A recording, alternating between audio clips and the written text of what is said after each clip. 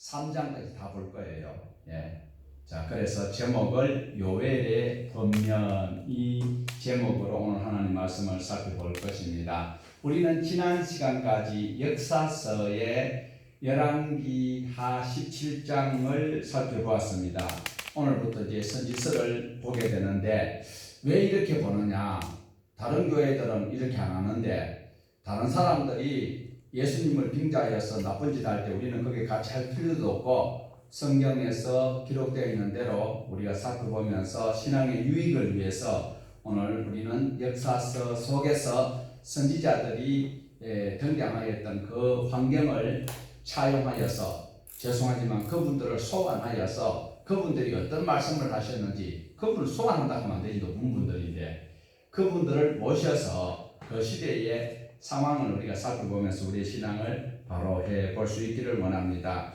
우리는 이스라엘의 역사를 통하여서 천국 백성으로서 훈련을 받고 있습니다. 이스라엘의 역사는 바로 역사의 근원이 되는 것이 율법서지요.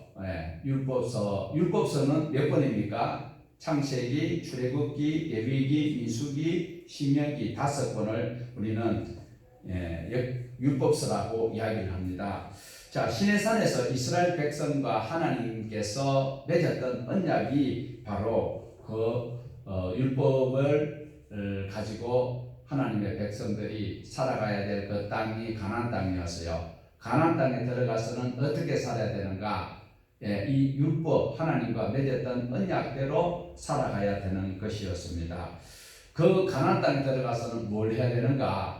바로 하나님의 나라를 세워야 되고 하나님의 법을 가지고 살아가야 한다라는 것입니다. 그래서 우리는 율법서를 지금 벌써 지나서 역사의 현장 속에서 북이스라엘이 멸망한 데까지 우리는 살펴보았습니다.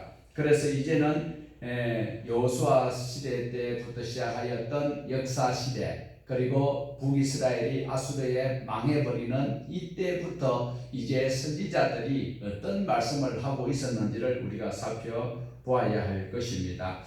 자, 중요한 것은 이 사사시대, 죽을지만 하던 400년의 그 기간 동안에 이 사람들이 하나님 말씀을 어기고 자기 좋은 대로, 자기 나름대로 살다가 보니까 결국은 하나님을 배반할 수밖에 없고, 배반할 수밖에 없는 그 상황 속에서는 징벌을 당할 수밖에 없었는데, 이 사람들이 죄를 짓다 보니까 이제는 다른 나라처럼 자기네들도 왕이 필요하다 이하여서 왕을 달라고 하였습니다. 그래야 이스라엘의 초대 왕 누구지요? 사울 왕이 세워졌습니다. 사울 왕이 세워졌다면 사울 왕이 제대로 하지 못하였기 때문에 결국은 다윗 왕이 2대 왕이 됩니다. 다윗 왕은 자기가 왕이 되면서부터 시작하여서 하나님의 나라를 세울 수 있는 모든 기반을 또 근거를 세워놨습니다. 그리고 이제 아들 솔로몬에게 왕위를 물려주었는데 하나님께서 최고의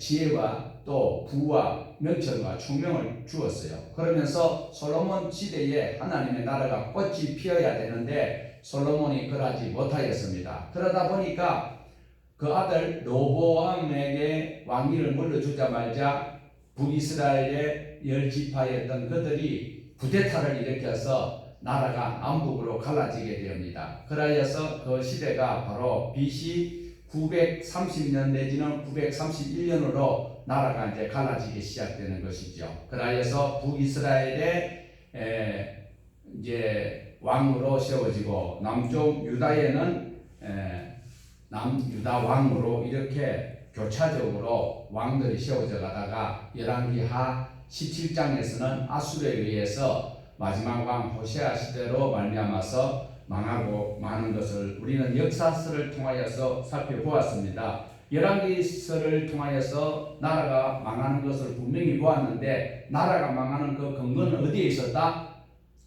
율법에 근거하여서 하나님 말씀대로 살지 아니하면서도 자기네들이 영생할 줄로 여기면 신천지나 구천지나 통일교나 전대 가가지고는 소망이 없다라는 것 우리가 얼마든지 캐치를 할 수 있습니다. 자, 나라가 망해갈 때에 하나님께서는 뒷짐지고 가만히 보고 계시는 건 아니잖아요. 북이스라엘이 멸망할 무렵에 하나님께서 가만히 계셨나요? 아니지요. 누구를 보냈어요? 선지자를 보냈어요. 선지자는 누군지 아세요? 선지자는 말하는 사람이에요. 자, 우리 전부 다 말하지요. 다 말을 하면 우리 말로는 한국말로는 선지자인데 그 히브리어로는 나비라고 해요. 나비가 바로 선지자인데 나비가 무엇이냐? 말하는 사람이에요. 말하는 사람을 모두 다 선지자로 여기는 것이 아니라 하나님의 말씀을 전달하는 사람을 우리 그리스도인들이나 또한 유대인들도 나비라고 선지자라고 하는 거예요. 그런데 참 선지자는 누구의 말을 해요? 자기 말을 해요? 하나님께서 전하여 준 말씀을 전달하는 자일까요? 그러니까 하나님께서 전하여 주는 그 말씀을 전달을 하는데 그 당시에 선지자들이 많았어요, 적었어요? 저런 선지자들이 많았어요. 그런데 참 선지자가 적었고, 지금 우리 사사시대 때부터 쭉 또 그 역사서를 보아왔잖아요. 아니 참 선지자 엘리야하고 또 엉터리 선지자 적었어요, 맞아요. 참 선지자가 많았어요. 거짓 선지자가 많았어요. 훨씬 거짓 선지자가 많았던 것이 역사적 증명이 되어져 있습니다. 오늘도 우리 한국에 상당한 교회들이 있지만 정말 하나님의 신장을 가지고 오늘 이 복음을 전가하지 않으면 저 성도들이 죄를 짓다가 마귀의 밥이 되겠다라고 얘기하면서 이 교회에 쫓겨나는 한이 있더라도 하나님의 말씀을 바로 전가해야 되겠다는 목사들이 과연 몇 명 될까? 조금 전에 우리 임 목사님 성경 공부하실 때 말씀드렸던 것처럼 목사들이 돈을 밝히고 자기 직을 유지하기 위해서 연명하기 위해서 참 보기 좋지 못한 그런 행동하고 있는 이 사람들이 많이 있는 것도 현실입니다.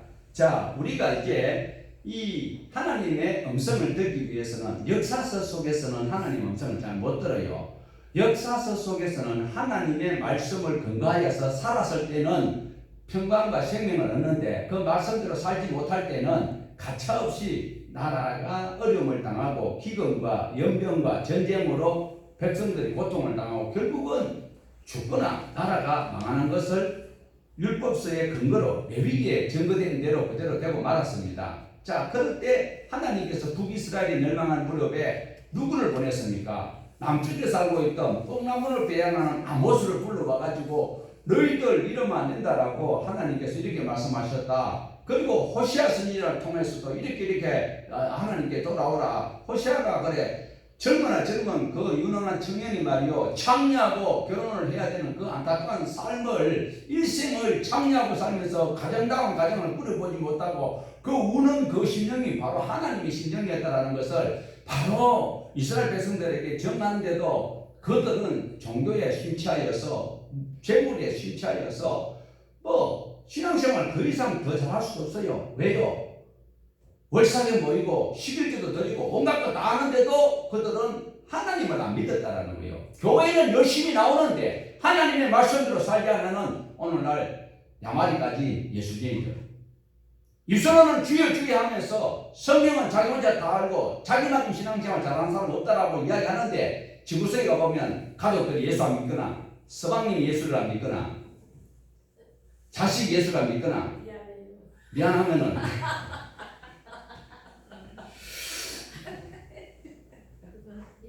그래 우리 교회 여러 명이 계시는데도 저래 한 분 계시는데 수천 명 모이는 교회는 그런 분들이 얼마나 많을까요? 자, 제가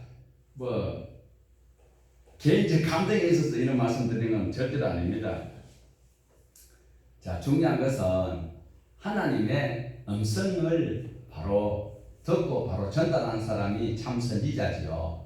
그런데 우리가 성경을 읽으면요, 오후에도 성경 강좌 시간에 자세하게 말씀을 드리겠지만 성경 강좌 시간보다 이 시간에는 그 강좌의 근거로 하여서 우리가 세분하게 이렇게 해서 이제 나가잖아요. 우리 동안교회가 창세기부터 요한계시록까지 10여성으로 강의 설교하는 교회입니다. 그러다 보니까 다 넣어놨지요. 이게 왜 이리 신약에 있나 구약에 있나 싶어가지고 신앙생활 100년 가까이 하는 권사님도 성경을 이리 디비고 저리 디비고 요놈의 요엘이 어디 갔느냐고. 그 할아버지도 그 양심에 의해서 신앙 안에 나올 수 있습니다. 자, 하나님의 음성을 들을 수 있는 성경이 다 하나님의 감동으로 기록되어 있는 것은 사실입니다. 66권이. 그 중에서 율법대로 살면 복을 받고 율법대로 안 살면 어려움을 당한다라는 그 근거에 의해서 살았던 그것이 바로 12권의 역사서였습니다. 그런데 그 역사서 속에서 하나님의 말씀을 전달하였던 선지자들이 상당히 등장을 해요. 그래서 이 선지자들이 기록한 책이 17권인데 그 17권을 우리가 다 살피고 다시 역사서로 돌아갈 것입니다. 그런데 중요한 것은 오늘 그러면 왜 갑자기 열왕기하 17장에서 요엘서로 넘어왔느냐라고 말씀을 하실 수 있는데, 요엘서는 어느 시대에 활동했는지가 정확하게 나오지를 않고 있어요. 그리고 오바다 선지자도 정확하게 어느 시대에 했다라고 발표가 안 되고 있습니다. 그런데 학자들은 BC 830년 또는 400 몇 년이라는데 이 합의가 안 되었기 때문에 그래서 우리는 그냥 빼버리고 그래 시대를 알 수 없는 선지자들이 증거한 요엘과 오바다를 우리가 먼저 볼 거예요. 그리고 나중에 요엘이 요나가 열왕기 하에 나오는데 그 열왕기하 14장에 나오는데 그럼 뭐가 요나를 먼저 안 하느냐? 일단 시대에 활동한 기간을 모르는 그 분들 걸 먼저 살펴보고 요나는 니느웨에 가서 복음을 전개했고 나중에 나훔도 니느웨의 한 나라에 복음을 전개했기 때문에 그래 그분들은 이스라엘을 향하여서 복음을 전가하지 아니했던 두 분이에요. 그래서 시대를 알 수 없는 선지자, 활동 선지자 두 분하고 그 다음에 다른 나라에 복음을 전개했던 이 두 선지자들을 우리가 네 분으로 먼저 보고 이제 말씀을 전하려고 해요. 자, 그러면 선지서가 몇 권이라고요? 17권입니다. 17권인데 17권을 이제 한 권씩 이렇게 나눠서 이제 보기는 보는데 정리를 해야 돼요. 17권을 각 4번씩으로 묶어서 우리가 읽으면 훨씬 쉽게 또 하나님의 음성을 들을 수 있다. 그래서 첫 번째 묶음이 요엘서와 그 다음 오바다와 요엘 그리고 요나와 나훔서를 먼저 보게 될 것이다 라는 것입니다. 자, 선지서 중에서 선지자가 외치는 것 딱 두 가지입니다. 하나는요 심판을 이야기를 하고요, 또 한 가지는 심판을 선포를 하는데 또 그 뒤에서 회복을 말씀을 하시는 거예요.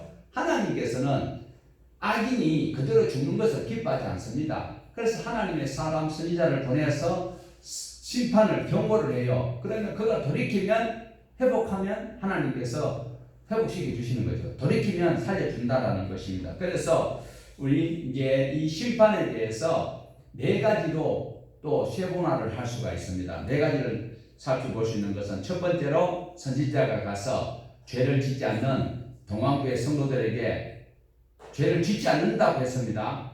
그래, 죄를 이제 짓지 않는다고 했는데 죄를 짓는 대로 가봐야 되겠죠. 우리 교회는 죄를 안 지으니까 죄를 짓는 그 백성이나 그 사람들에게 선지자가 가서 처음에는 뭘 할까요? 책망을 합니다. 당신 장로가 돼가지고 첩을 두고 처잡수고 사천돌이 하면 되겠어? 이렇게 이제 선지자가 책망을 합니다. 그 다음에 책망을 하면 화가 나가지고 또 내가 이 교회 안 나온다 그럴 수 있으니까 다시 권면을 합니다. 그래서 장로님, 우리가 하나님 앞에 뜻이 복받고 살아야 될 사람이 되게 되겠느냐라고, 그러니까 우리가 마음을 돌이키고 이래 이제 다시 권면을 하는데 그래도 안 들으면요, 그 다음에 어떻게 해요? 하나님께서 경고를 하시는 거예요. 선지자 보면 꼭 그래요. 선지서를 주기로 보면요, 첫 번째는 책망을 해요. 회개해라! 바로 믿으란 말이요. 그래 놓고 조금 누그러져서 이제 권면을 해요. 권면은 안 들으면 이제 경고를 하는 거예요. 너 이제 볼장 다 봤다라는 거죠. 그러다가 나중에는 다시 회복의 말씀을 주시는 이 4가지 패턴이 선지서에는 꼭 적용을 할 수 있다라고 볼 수가 있습니다. 그걸 읽어보면 알아요. 자, 우리가 하나 생각해야 될 것은 무엇인가 하면 선지자가 어떤 일을 하는가를 생각을 해보면서 읽어야 돼요. 선지자는 누구 말을 한다고 그랬어요? 선지자는, 예언자는 바로 가짜도 많이 있어요. 그런데 참 선지자는 누구의 말씀을 전달한다? 하나님의 말씀을 전달하기 때문에 하나님의 대변인이요. 청와대 대변인이 있고 국회에 무슨 각 정당별로 또 대변인이 있듯이 선지자는 하나님의 대변인, 하나님께서 직접 여러분에게 말씀하실 수도 있지만 하나님께서 여러분에게 직접 말씀 잘 안 하셔요. 선지자들을 통하여서 지금은 누구를 통하여 말씀을 전가하고 있어요? 기록되어 있는 성경을 통해서 우리는 하나님을 만날 수 있어요. 하나님의 음성을 바로 깨달을 수 있단 말이죠. 그것을 오늘 우리가 또 객관적으로 하기 좋도록 하기 위해서 여러분이 헌금 들여서 목사를 세워가지고 이걸 잘 설명해 달라고 세워놓는 거예요. 그러니까 목사가 뭐 칼자루를 쥐고 마음대로 정권을 흔들 수 있다 없다? 없다. 목사는 누구다? 하나님의 종이다. 그 다음에 여러분은 누구예요? 왕같은 제사장이다. 왕이니까 그러면 목사도 그 속에 포함되는 건 사실입니다. 그렇다고 너무 고난을 남용하지 마시기 바랍니다. 자, 어쨌든 간에 이제 선지자가 하나님의 말씀을 전달할 때 무엇을 근거로 말씀을 전달할까요? 하나님께서 내게 말씀을 주셔서요. 이 교회에 오늘 이 말씀을 선포해라. 그러면 그 말씀을 선포를 하는데 복준다 소리보다도 뭘요?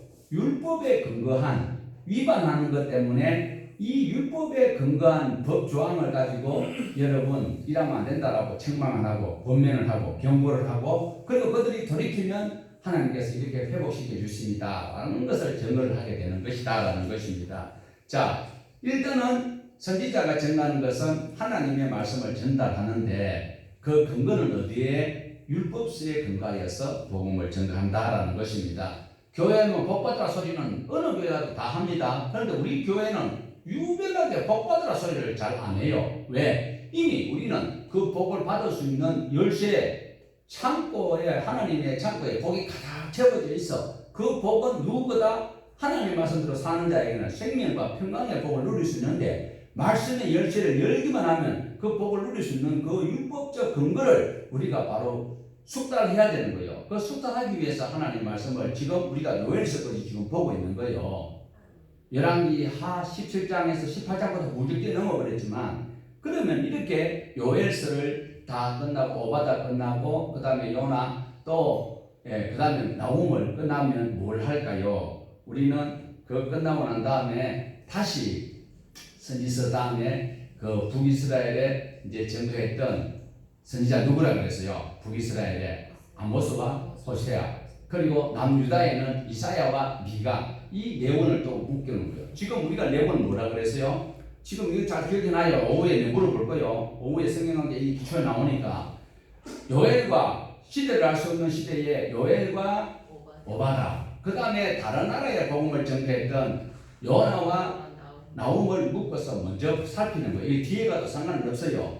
그런데 이제 또 이 17권을 네 묶음으로 묶는다고 제가 조금 전에 말씀을 드렸잖아요. 그 두 번째 묶음에는 북이스라엘의 선지자 우리가 다음에 이 이제 나홈 끝나고 나면 아모스를 볼 것이고 아모스가 끝나고 나면 호시아를 볼 것이고 이때에 동시대예요. 이때는 북쪽에서 아모스와 호시아가 막 회개해라 책망하고 그 다음에 권면하고 경고하고 회복의 말씀을 전하는 이 시대 때 남유다에는 이사야와 미가가 하나님의 말씀을 동일하게 전가하고 있었다. 그래서 그 네 번을 묶어서 한 번처럼 왜 그렇게 묶느냐면 동시대에는요 하나님께서 지금 선지자를 보낼 때는 똑같이 죄를 지고 있기 때문에 똑같은 말씀이에요. 그러니까 우리가 북이스라엘의 그 대표적인 선지자였던 아모스와 호시아나 그리고 남유다의 이사야나 미가서를 읽어보면 내용이요. 이사야는 66장까지 있어요. 엄청 길어요. 그렇지만 실제로는 내용은 거의 비슷하다는 거예요. 왜? 똑같이 죄를 짓고 하나님께 안 돌아오니까 하나님께 돌아오라는 번면의 말씀이기 때문에 그게 비슷하다는 거예요. 그래 이제 묶으면 몇 번을 우리가 묶었어요? 8번이지.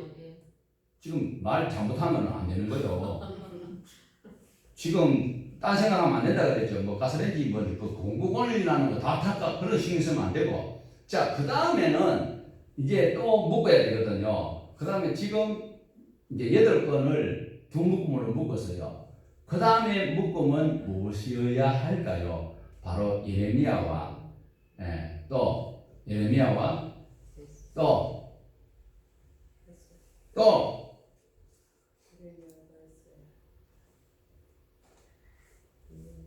수년 내에 부흥케 하옵소서. 누가 그랬어요? 스바냐와 하박국, 그 다음에 예레미야와 에스겔. 자, 스바냐와 하박국과 예레미야는 이스라엘의 예루살렘에서 복음을 증거를 했어요. 그런데 에스겔은 바벨론에 끌려가 가지고도 계속 말씀을 전하고 있어요. 그러다 보니까 이 사람들도 동시대잖아요. 그래서 이 내용을 다시 묶는 거예요. 그러면 이제 8권에서 내용을 더 묶어버리면 12권이죠. 그 다음에 몇 권 남았어요?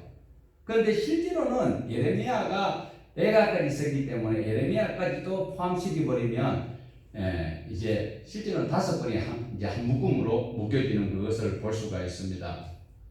그 다음에 이제 다시 이제 4권 남았잖아요. 4권 남은 거 맞아요? 예? 12권에서 17권, 5권이지. 예레미야 애가가 포함됐다고 했잖아요. 예, 그 어설프게 들으면 시험 들어요. 예. 그래서 이제 남은 것이 있어요. 다니엘서가 이제 남았거든요. 다니엘은 바벨론에 가서 거기서 계속 하나님 말씀을 증거를 하고 있습니다. 그 다음에 바벨론을 포로로 갔다가 다시 돌아왔던 학개 선지자와 그 다음에 스가랴 선지자가 이제 또 말씀을 증거하고 있고 마지막에 말라기가 이렇게 4권을 묶습니다. 이라면 17권이 4묶음으로 묶으면 4권의 책처럼 읽을 수가 있다는 거예요. 왜? 동시대였기 때문에 동일한 백성들이 죄를 지고 있기 때문에 북쪽이나 남쪽이나 하나님의 백성들이 하나님의 율법에 근거해서 위반하였기 때문에 선지자들이 그렇게 책망과 권면과 경고와 회복의 말씀을 전도를 하고 있다. 그것을 우리는 특별히 그렇게 묶어서 읽으면 빨리 성경을 우리가 이해할 수 있어요. 읽어보면 실제로 예레미야 같은 경우는 지루하고 에스겔 같은 경우는 정신없고 이사야는 너무너무 길고 그런데도 내용은 동일하다는 것을 꼭 기억을 하셔야 됩니다. 자, 지금까지 이제 요엘서로 왜 가야 되는지를 서론을 하였습니다. 그러면 이제 재빠르게 1장에서 3장까지 요엘서를 오늘 마무리를 지어야 되는데 이제 요엘이 정하는 내용은 바로 뭐가 무엇이다? 심판과 구원이다라는 것입니다. 죄로 인한 재앙 그리고 회개를 촉구하면서 여호와의 날이 임하게 될 것이다라고 선포를 하고 있습니다. 여호와의 날은요, 여호와께 돌아오는 자들에게는 온전한 평안과 구원의 날이 되지만 여호와께 돌아오지 않는 자들에게는 무슨 날이 된다? 심판의 날과 재앙의 날이 될 것이다 라는 거예요. 자, 우리 아까 읽어보았지만 1절에서 2절 다시 읽어보시겠습니다. 부두엘의 아들 요엘에게 임한 여호와의 말씀이라. 늙은 자들아 너희는 이것을 들을지어다. 땅의 모든 주민아 너희는 귀를 기울일지어다. 너희의 날에나 너희 조상들의 날에 이런 일이 있었느냐. 자, 마지막에 보면은요, 너희의 날에나 너희 조상들의 날에 이런 일이 있었느냐. 이 소리 아니고 이런 일이 있었느냐. 이 소리는 이런 일들이 지금까지는 없었다라는 거예요. 그러니까 어마무시한 어려운 일들이 닥칠 것을 경고를 말씀을 하고 있다라는 것입니다. 자, 4절을 보면요, 팥죽이가 먹고 남긴 것은 메뚜기가 잡수고요, 메뚜기가 입맛이 없어서 남겨놓은 것을 너치가 먹고, 그 다음에 너치가 먹고 남긴 것을 뭐가 먹는다? 황충이 먹었다. 이것은 이미 일어났던 사건을 기록을 하고 있습니다. 메뚜기 떼로 말미암아서 이스라엘 땅에 무서운 재앙이 내린다. 자, 그러면 우리 한국 사람들은 아이고 메뚜기 그거 뭐 가을 초가을에 우리가 메뚜기 잡아가지고 벼밭에 논에 가지고 메뚜기 잡아서 그거 뭐 반찬 때 먹겠는데 그런 메뚜기로 추억을 가지면 안 돼요. 이 중동 지역의 메뚜기는 아주 사나워요. 그리고 그것도 커가지고 한두 마리도 아니고 그 수만 마리가 달려들기 때문에 그걸 먹을 수가 없다라는 거예요. 그러면서 이 메뚜기 떼가 이제 이래 생기는 것을 성경에서는 뭐라고 말씀하고 있습니까? 이거를 우리는 또 잘 안 읽어요. 꼭 필요한 것만 복분다 소리만 눈알이 빠지도록 그거 줄을 끌어놓고 읽고 난리인데 실제로는 뭐라고 말씀하고 있습니까? 우리 3절을 같이 보십시다. 이거는 꼭 기억을 해야 돼요. 창식이도 드려야 되고 태봉이 할배도 드려야 되고 준석이도 다 드려야 돼. 시작. 너희는 이 일을 저희 자녀에게 말하고 너희 자녀는 자기 자녀들에게 말하고 그 자녀는 후세에 말할 것입니다. 그러니까 성경을 내가 오늘 교회 와가지고 뭐 어떤데 뭐 쉬지 말고 뭐 범사에 감사하고 복준다 소리하면 줄 꺼놓지 말고 메뚜기 재앙을 어떻게 하라고요? 자녀들에게 가르치고 그 자녀들은 이 소리는 바로 오늘 저와 여러분이 바로 적용하여서 다른 사람들에게도 성경을 가르쳐야 된다라는 것을 말씀을 하고 있습니다. 이거 이스라엘 땅이 어떤 땅입니까? 약속의 건강한 땅이 그 땅이에요. 저와 여러분은 약속의 백성으로서 천국민입니다. 그러면 천국민이 하나님 말씀을 바로 증거해야지 자기 새끼 하나 간수 못하면서 천국 간다고 막 구원의 노래를 부르고 불질불질 뛰고 옷마차가 있고 무용하고 쌩 난리 지어봐야 헛방이요. 그 근거가 어디 있느냐는 거예요. 시내산 언약에 근거하여서 하나님과 약속을 지키지 않으면 레위기 26장에 그 재앙이 임한다라는 것을 말씀하고 있습니다. 레위기의 언약을 지키면 어떻게 해요? 하나님께서 복을 주십니다. 그 언약을 지키지 않으면 살지 않으면 책망과 그리고 심판이 도래한다라는 겁니다. 그리고 책망할 때 돌아오면 어떻게 된다? 복을 받게 된다. 이것이 레위기에 기록되어 있어요, 없어요? 있어요, 없어요? 잘 모르겠어요. 교회 오늘 처음 나왔어요. 그렇구나. 자, 더 웃기는 건요. 이게 메뚜기가 군사로 비유하고 있는데 이 메뚜기가 모양이 어떤지 우리 같이 한번 보시겠습니다. 6절 한번 보십시다. 다른 민족이 내 땅에 올라왔음이로다. 그들은 강하고 수가 많으며 그 이빨은 사자의 이빨 같고 그 어금니는 암사자의 어금니와 같도다.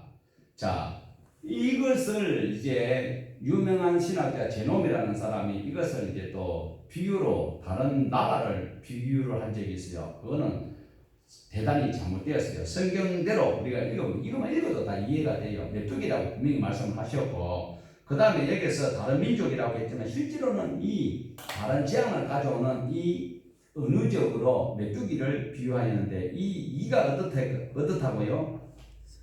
사자의 이빨 같대요. 얼마나 무서운지. 그러니까 이것들이 수천 마리가 아니고 수만 마리가 몰려들어서 그 사자의 이빨 같이 강력한 이빨을 가지고 곡식은 말할 것도 없고 그 이스라엘에 많이 있는 포도나무, 무화과나무, 석류나무, 대추나무, 사과나무 모두 다 껍데기고 뭐고 다 깔아 먹어버리는 거예요. 그러다 보니까 농부들이 씨를 뿌리러 나가봤자 씨도 나지도 않을 뿐더러 그 소출이 없잖아요. 하물며 선지자들도 그 제사장들이 해야 될 그 일이 바로 백성들이 하나님 앞에 곡물을 가져오면 그것을 소제로 드려야 되고 또 감람류를 가져오면 그것을 전제로 보여드려야 되는데 그것을 들 수조차 없을 정도로 이 말씀을 안 들었을 때에 이런 어려운 일들이 도래하였다라는 것을 말씀하고 있습니다. 그러니까 제사장뿐만 아니라 사람들, 가축들까지도 어려운 가운데 있게 된다라는 것입니다. 코로나가 걸리니까 뭐 그저께 뉴스에 잠깐 봤는데 어느 나라는 몰라도 뭐 그 호랑이 사체에도 코로나 양성 반응이 나왔다고 하더라고요. 자, 이렇게 사자 이빨을 가진 그 다른 민족 같은 이 심판의 추종자들이 와서 실행을 할 때에 하나님께서 뭐라고 말씀을 하시는가? 14절 보십시다. 14절 시작. 너희는 금식일을 정하고 성회를 소집하여 장로들과 이 땅의 모든 주민들을 너희 하나님 여호와의 성전으로 모으고 여호와께 부르짖을지어다. 네. 자, 우리가 부르짖는다 소리 들으면 이제 알레르기 반응이 일어나죠. 자, 여기에서 부르짖으라는 소리는 자아크라는 것은 정말 절망의 상황에서 도움을 요청할 때 외치는 소리, 이럴 때는 진짜 작아요. 조금 강한 뱀소리라면 그 살려달라는 거죠. 이 큰 소리로 하나님께 외치는 거예요. 이때는 하나님께서 큰 소리를 외치라. 회개하는 것은 큰 소리로 잘못을 외치라는 거예요. 여호와의 날, 심판의 날이 이르기 전에 회개하라는 것입니다. 그러면 돌아오면 어떻게 돼요? 그 죄의 결과로 메뚜기 떼가 재앙이었지만 그래도 하나님은 끝이 아니라 지금이라도 돌아오면 회복시켜 주시겠다라고 말씀을 하고 있습니다. 이런 14절의 말씀이 얼마나 좋은 기회의 말씀입니까? 그런데 돌아온 사람들이 있을까요? 적을까요? 있기는 있는데 아주 적다라는 것입니다. 그래서 한 번 이렇게 외치는데도, 선지자가 외치는데도, 누가요? 요엘 선지자가 외치는데도 돌아온 사람이 아주 적어. 그러니까 2장에도 계속 외치고 있습니다. 2장 1절부터 11절까지 외치는데도 돌아오지 않으면 어떤 일이 있을 것이다 라고 경고를 하고 있습니까? 전부 다 더 무서운 일들이 있을 수 있다라는 것을 외치고 있습니다. 자, 2장 2절을 같이 보십니다. 2장 2절, 어둡고 캄캄한 날이요 짙은 구름이 덮인 날이라 새벽빛이 산 꼭대기에 덮인 것과 같은 많고 강한 백성이 이르렀습니다. 이와 같이 옛날에도 없었고 이후에 강하고 많은 백성이 이르렀다. 무엇입니까? 셀 수 없는 강력한 메뚜기 떼가 지난번보다 더 많은 메뚜기 떼가 올 것을 경고하고 있습니다. 자, 한 번 재앙을 당했던 그들에게 회개를 촉구하면 그들이 돌아와야 되잖아요. 언제? 여호와의 날에, 여호와의 날에 곧 더 많은 메뚜기 떼가 올 것이라고 경고를 하고 있습니다. 그때가 약 2800년 내지는 혹은 2400년 경에 그들에게 메뚜기 떼로 다가올 수도 있겠지만 지금 우리에게 이런 재앙이 임하면 어떨까요? 큰일 나는 것이죠. 자, 그때에 그들에게는 메뚜기 떼로 재앙이 임하였다라는 것입니다. 1장에서도 말했듯이 사람이 군대처럼 이렇게 몰려드는 것을 이야기하고 있지만 그날에 견딜 수 있다 없다? 견딜 수가 없을 것이다. 그러면서 진짜 하나님께서 하고 싶은 말씀은 무엇이었을까요? 바로 2장 12절에서 14절이 하나님께서 하고 싶은 말씀입니다. 같이 보십니다. 여호와의 말씀이 이제라도 금식하고 울며 애통하고 마음을 다하여 내게로 돌아오라 하셨나니 너희는 옷을 찢지 말고 마음을 찢고 너희 하나님께로 돌아올지어다. 그는 은혜로우시며 자비로우시며 노하기를 더디하시며 이내가 크시사 뜻을 돌이켜 재앙을 내리지 아니하시나니 주께서 혹시 마음과 뜻을 돌이키시고 그 뒤에 복을 내리사 너희 하나님 여호와께 소제와 전제를 드리게 하지 아니하시든지 누가 알겠느냐. 자, 너희는 옷을 찢지 말고 무엇을 찢어라? 마음을 찢고 돌아오라 라고 말씀을 하고 있습니다. 그러면 우리가 유추를 해볼 때에 그동안에 이스라엘 사람들이 옷을 많이 찢었을까요? 별로 안 찢었을까요? 많이 찢었으니까 형식적인 거, 종교의식으로 많이 찢으니까 그거 이제 그만하고 너희 마음을 찢어라. 옷만 찢지 말고 마음을 찢어라. 그 당시에 그들이 입는 옷은 통으로 되어 있어요. 일자로. 그런데 옆에 끈이 이어져 있는데 그들이 어려운 일이나 괴로운 일이고 슬픈 일을 당하고 그 집안에 어떤 애로사항이 있으면 그 옷을 찢는 게 아니고 옆에 붙어있던 그 끈을 확 뜯어버리는 거예요. 그러면서 그 고통스러워하고 죄를 뒤집었으면 옆에 있던 분들이 저 집에 어려운 일이 있구나 이러면서 동참하는 그런 일들이 있는데 하나님께서는 이제 뻔히 알잖아요. 너무 상습적으로 우리 솔직히 이 자리에 계신 여러분도 마찬가지일걸요. 교회 와서 회개 안 하는 사람 있나? 오자마자 그리고 기도할 때마다 회개 안 하는 분 계세요? 그 회개했으면 다시는 안 해야 되지. 그런데 우리는 반복적으로 하잖아요. 그래 하나님께서 그 형식적인 것 하지 마라. 그래서 이 마음이라는 것은 바로 레브라는 히브리어인데 이것은 바로 형식을 하는 것이 아니라 생활에서 완전히 바뀌어지는 그런 삶을 살도록 하나님께서 요청하는 그 말씀이다라는 거예요. 일시적인 회개 그거 상관없어요. 별로 하나님 기뻐하지 않는다라는 거예요. 그러니까 레바브라는 단어가 내부 인간, 마음, 그리고 정신, 지성 다양한 의미를 가지고 있는데 일시적인 회개가 아니고 내적 변화를 일으켜서 이제 동일한 죄를 지지 마라. 대통령 할 때마다 맨날 잘못했다고 해놔놓고 또 그렇게 하지 말고 그러니까 또 주사님 보이 쳐다보노. 주사님 보고 있는 거 아닌데. 근본적인 회개를 하나님께서는 하라. 옷만 짓지 마라. 이 말씀을 하고 있습니다.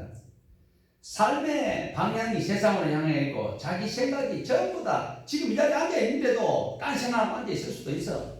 그러니까 하나님이 너무 답답하다는 거예요. 기왕 나왔으면은 내하고 다시는 사단이 개입하지 못하는 그런 어떤 마음의 방어벽을 쌓고 말씀에 하나님 재신 각주도 있다라는 거죠. 그렇게 요청을 하고 있다라는 것입니다. 그런데 어떤 일이 있고 막 선지자 외치니까 잠깐은 하나님께로 돌아온 척하고 눈물 콧물 흘리고 회개를 해요. 천국에 어디 없어서 손 들고 왔다고 막 자기 입으로 고백을 해요. 그러면서 막 끈을 막 뜯어요. 그러면 나는 볼 때는 회개를 엄청 하는가 보다 싶었는데 좀 있으면은 다시 그 옷에 떨어져 있던 끈을 꿰매가지고 입고 또 생활하다가 어느 집 또 쭉 뜯어가 주여 괴롭습니다. 쫙 하고 그러니까 하나님께서 이제는 안 속아. 그런데 여기서 중요한 것은요 14절 말미에 한번 보세요. 14절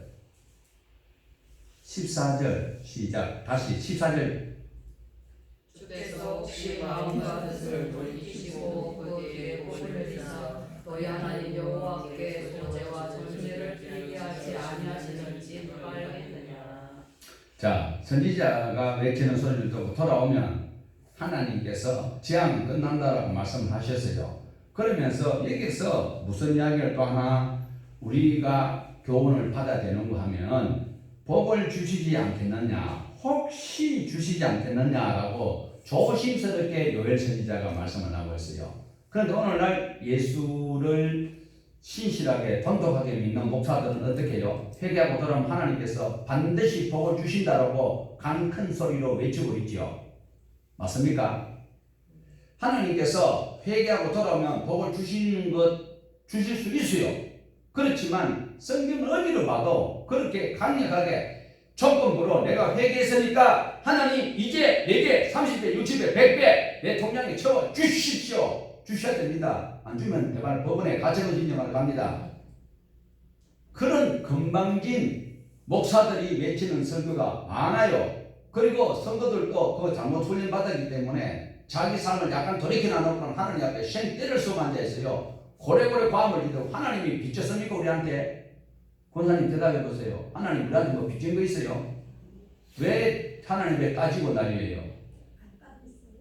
안 따졌어요? 십사님은 안 따졌어? 왜 내게 이런 일이? 하나님은요 돌이키면 얼마든지 갑절의 복을 요압에게 주셨어요. 많은 복을 주시는 거예요. 우리 죄를 사하시는 분 누구예요? 복 주시는 분 누구예요? 하나님 처분에 맡겨야 되지. 건방지게 내가 이제 신앙생활 몇 년 했다고 컸다고 하나님 앞에 막 따지면 안 된다라는 거예요. 오늘 이런 기도, 이런 설교 하나님께서 복 주신다라고 외치면 막 할렐루야 하고 난리가 나죠. 대단히 찢어지도록 두 손 들고 막 할렐루야 쭉 흔들어 제끼는데 참 난감하지요. 하나님께서 우리가 하나님 앞에 죄를 회개하면 하나님은 크신 분이고 하나님은 우리 생명과 그리고 복과 평강을 다 주실 수 있는 분이신데 그분 앞에 내가 돌이키면 우리는 뭘 볼 수 있어요? 복을 받아야 된다는 그것이 눈에 보이면 아직 예수쟁이가 덜 되는 거예요. 나는 죄인입니다라고 고백을 해야 돼요. 나는 부족합니다. 그러니까 저와 여러분이 하나님 앞에 돌아왔지만 하나님 앞에 나와서 쫙 하고 회개하고 돌아왔을 때도 여전히 하나님 내게 복을 내놔야 됩니다. 왜 아직 복 안 줍니까? 왜 우리 교회에 맨날 새빵살이만 해야 됩니까? 교회를 주시옵소서 그렇게 해야 될 자격은 우리에게 없어요. 그러면 우리는 하나님의 천국만 바랄 뿐이에요. 그러면 그렇게 돌이키는 자에게 하나님께서 뭘 주셔요? 하나님께서 은혜를 주시더라라는 것이 지금까지 성경에 우리에게 소개를 하고 있다라는 것입니다. 그러니까 용서를 하든지 복을 주시든지 다 누구의 마음이다? 하나님의 마음이다. 나는 기억 안 나는 것만 해도 감사할 때 나는 죄인입니다. 감당치 못하겠습니다. 나를 떠나소서. 베드로가 그렇게 고백할 때에 하나님께서는 베드로에게 크신 은혜를 베풀었습니다. 그렇지만 오늘 저와 여러분 여전히 부족한 가운데 하나님 앞에 이렇게 서서 말씀을 들을 수 있는 이 순간을 요엘서가 뭐 이렇게 긴 걸 잡아가지고 또 이렇게 난리냐 이렇게 하지 말고 하나님께서 오늘 안 주셔도 감사하고 주셔도 감사하고 그렇게 고백할 수 있는 진짜 믿음이 우리에게 있어야 되는 것입니다. 베드로처럼 나는 죄인입니다. 나를 떠나소서 할 때에 하나님께서 무슨 소리냐 하시면서 우리의 더 강한 손으로 붙들어 주신 줄 우리는 믿어야 되는 것입니다. 그럴 때에 이스라엘 땅에 다시는 그 강력한 메뚜기 때가 오지 아니하고 어떻게 했다고요? 다른 나라보다 조롱당하지 아니하고 그 다음 23절 한번 보십시다. 2장 23절 시온의 자녀들아 너희는 너희 하나님 여호와로 말미암아 기뻐하며 즐거워할지어다. 그가 너희를 위하여 이런 비를 너희에게 적당하게 주시리니 이런 비와 늦은 비가 예전과 같을 것이라. 메뚜기 때가 물러가고요. 언제? 회개하고 돌아올 때 메뚜기 때가 물러가고 늦은 비와 이런 비. 자, 이것을 또 잘못 생각해가지고 어떤 또 교단에서는 뭐 또 늦은 비 이런 비 신학까지 또 나오는데 그런 게 아니에요. 성경을 잘못 보면은요 눈에 지진 박으면 안 돼요. 문은 제대로 닦아야 돼요. 누굽대고 하나님 말씀을 잘 봐야 돼요. 예, 유대인들은요 하나님의 말씀을 기록하는 서기관들은 성경을 쭉 써나가다가도 여호와라는 단어만 나오면 다시 붓을 싹 씻고 그 다음에 부르는 것은 아도나이라고 부르면서 여호와라고 썼다라는 거예요. 그런 각오가 우리에게 있어야 되는데 성경을 자기 유리한 대로 해석하고 하나님 무조건 복을 주셔야 되는 분이라고 무조건 백성을 종처럼 부리는 잘못된 우리 그리스도인들도 흔히 볼 수 있다는 거예요. 죄로 인하여서 재앙 중에 있던 이스라엘 백성들이 회개하고 돌아왔을 때에 하나님께서 우리가 요구하여서 복을 전취하는 것이 아니라 하나님께서 전에처럼 메뚜기 재앙이 없고 이른 비와 늦은 비를 주어 곡식을 부릴 때 비가 오고 또 곡식 익을 때 비를 내려서 전과 같은 소득을 내리도록 해주시겠다라는 것입니다. 자, 28절 29절 읽어보시겠습니다. 이때 하나님께서 더 멀리 있는 것을 말씀하고 있습니다. 시작. 그 후에 내가 내 영을 만민에게 부어주리니 너희 자녀들이 장인의 일을 말할 것이며 너희 늙은이는 꿈을 꾸며 너희 젊은이는 이상을 볼 것이며 그때에 내가 또 내 영을 남종과 여종에게 부어줄 것이며. 자, 이 말씀을 여러분 약간 안면 있는 말씀 아닙니까? 바로 사도행전에 베드로가 오순절 때 설교할 때 이 말씀을 성령 임했을 때에 이 말씀을 전개했습니다. 자, 그러면서 28절 29절 이어서 요엘이 기록에 남겼는데 요엘이 살아있는 동안에 이것이 이루어지지 아니하였다라는 걸 꼭 기억을 하셔야 됩니다. 자, 그 다음에 30절에 또 먼 훗날의 예언이 이루어지고 있습니다. 자, 빨리 보겠습니다. 31절에서 30절에서 32절. 여호와의 크고 두려운 날이 이르기 전에 해가 어두워지고 달이 햇빛같이 빛나려니와 누구든지 여호와 이름을 부르는 자는 구원을 얻으리니 이는 나 여호와의 말대로 시온 산과 예루살렘에서 피할 자가 있을 것이며 남은 자 중에 나 여호와의 부름을 받을 자가 있을 것이니라. 예. 자, 중요한 것은요, 이제 크고 어두운 날, 재앙의 날 이럴 때 여호와를 부르짖는, 그럴 때라도 여호와를 부르짖으면 주의 이름을 부르는 자는 구원을 얻을 수 있는 기회를 주시겠다.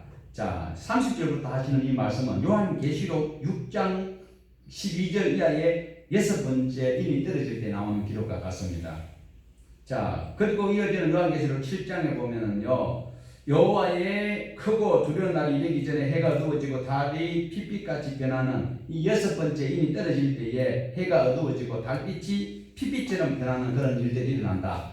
예, 이 요엘서의 말씀을 근거하여서 또 사도 요한이 요한계시록의 7장에 있는 이 인틀 때에 일어났던 그 과정을 소개를 하고 있습니다. 자, 중요한 것은 그렇게 재앙의 날이 임하는 그때라도 요한을 부르면 무슨 일이 있다? 구원을 얻는다라는 거예요. 그래서 구원받는 자가 임하는 것이 바로 요한계시록 7장에 있다라는 거예요. 무서운 재앙의 날이 임할지라도 코로나가 창문한다 할지라도 여호와의 이름을 부르면서 마스크도 안 하고 아무나 접촉하는 것이 아니고 여호와의 이름을 부르면서 우리 할 도리는 철저하게 세상 사람들에게 지탄받지 아니하는 그런 모범적인 삶을 살아갈 때에 하나님께서 우리를 복되게 해주신다라는 것을 말씀하고 있습니다.